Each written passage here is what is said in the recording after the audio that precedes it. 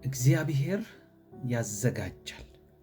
አንደኛ ቆሮንቶስ ምዕራፍ 2 ቁጥር 9 ላይ ነገር ግን ዓይን ያላየው ጆሮም ያልሰማው በሰውም ያልታሰበው እግዚአብሔር ለሚወዱት ያዘጋጀው ተብሎ እንደተጻፈ እንዲህ ይናገራል ይላል።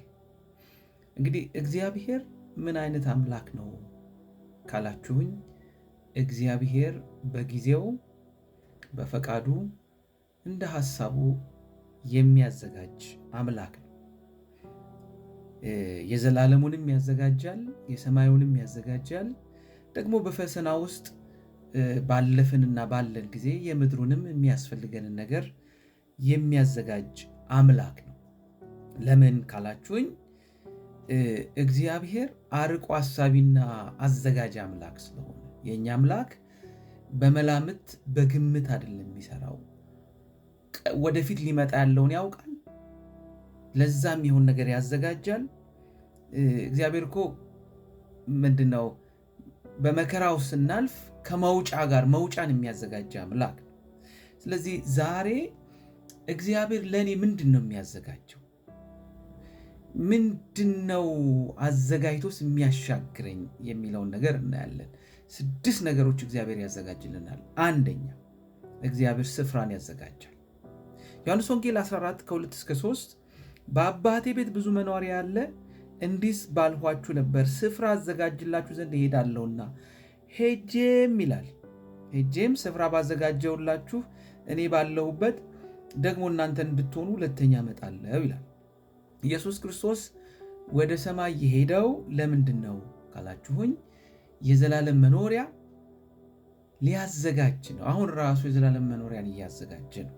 ስለዚህ ከሞት ባሻገር ከዚህ ምድር ጣጣ ስንገላገል ወደ ዘላለማዊ ቤታችን ስንሄድ የተዘጋጀ ዓይን ያላየው ጆሮ ያልሰማው በሰው እጅ ያልተዳሰሰ ያልተሰራን ነገር እግዚአብሔር እያዘጋጀ ነው፣ ደግሞም ያዘጋጃል። የመጀመሪያው ነገር ስፍራን ያዘጋጃል። ለምን?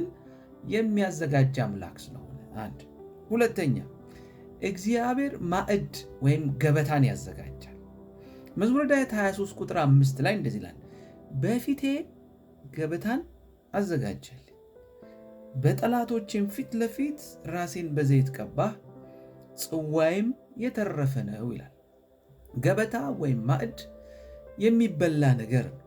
ያውም ደግሞ ብዙ ሰው ባለበት ተሰብስበን ተርፎ ለብዙዎች የሚሆን ነገር ነው። እግዚአብሔር ግን የሚያዘጋጀው ወዳጆቻችን እያዩ ብቻ አይደለም። የእኛን ሞት የሚመኙ፣ የእኛን ክፋት የሚመኙ፣ የእኛን ውድቀት የሚመኙ ጠላቶቻችሁን ባሉበት እነሱ እያዩ የተረፈ ገበታን የተረፈ ማዕድን እግዚአብሔር አደረገላቸው የሚያስብልን ነገር እግዚአብሔር ያዘጋጅላቸዋል። እግዚአብሔር ሶስተኛ እግዚአብሔር መንገድን ያዘጋጃል። ምሳሌ ምዕራፍ 3 ከ5 ከ6 እንደዚህ ይላል፣ በፍጹም ልብ በእግዚአብሔር ታመን፣ በራስም ማስተዋል አትደገፍ፣ በመንገድህ ሁሉ እርሱን ወቅ፣ እርሱም ጎዳናህን ያቀናልሃል ይላል። ሌላ ቦታ ላይ እግዚአብሔር በውሃ ውስጥ መንገድን በምድረ በዳ ውስጥ ደግሞ እንደሚያዘጋጅ አበክሮ ይናገራል።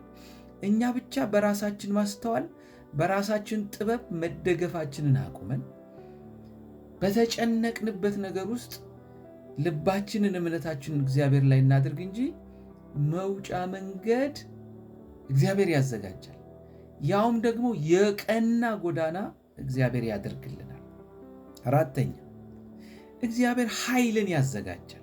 ኢሳይያስ 40 ቁጥር 31 እግዚአብሔርን በመተማመን የሚጠባበቁ ግን ኃይላቸውን ያድሳሉ፣ እንደ ንስር በክንፍ ይወጣሉ፣ ይሮጣሉ አይታክቱም፣ ይሄዳሉ አይደክሙም ይላል። ከዚህ ቀደም ብላችሁ ያዕቆብ ሆይ እስራኤልም ሆይ መንገዳዬ ከእግዚአብሔር ትሰውራለች፣ ፍርዴም ከአምላኬ አልፋለች ለምን ትላለህ? አላወክምን? አልሰማህምን? ይላል።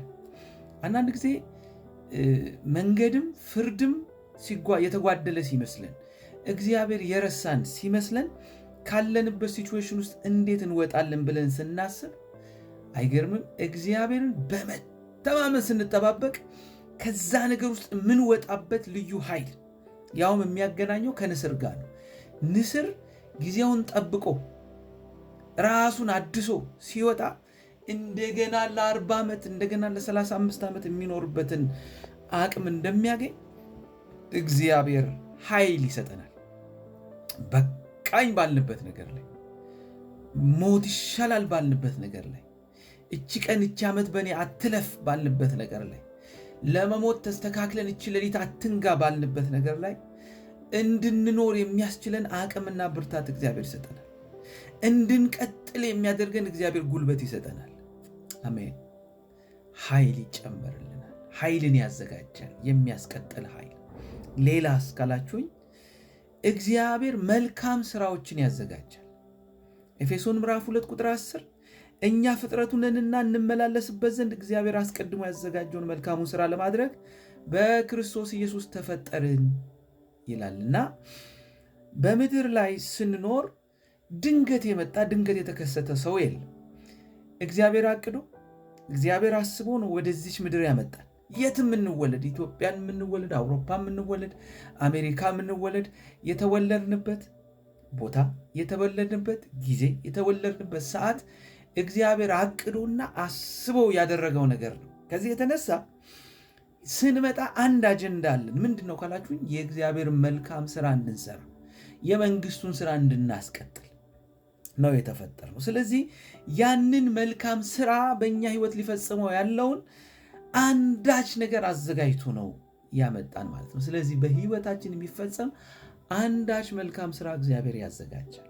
የመጨረሻው እግዚአብሔር ዋጋን፣ እግዚአብሔር ብድራትን ያዘጋጃል። ራእይ 22:12 ላይ እነሆ በቶሎ እመጣለሁ፣ ለእያንዳንዱም እንደ ስራው መጠን እከፍል ዘንድ ዋጋዬ ከኔ ጋር ነው ይላል። አይገርምም? በምድር ቆይታችን ለተናገርነው፣ ላደረግነው፣ ለወሰንነው፣ ለሄድንበት መንገድ ሁሉ ዋጋን አዘጋጅቶ ይመጣል እግዚአብሔር። ስለዚህ እግዚአብሔር ከህልሞቻችን በላይ ነው። እግዚአብሔር ከእቅዶቻችን በላይ ነው። ምን እናድርግ ካላችሁኝ፣ ሙሉ በሙሉ በእሱ እንታመን፣ በታማኝነት እንከተለው። እርሱ ያዘጋጀልን ነገር ስላለ ባዘጋጀልን ነገር እንፍሰስ። እግዚአብሔር ለኛ ባይገባንም፣ ባንረዳውም፣ ባይመስለንም እግዚአብሔር ያዘጋጃል። አሜን። ተባረኩ።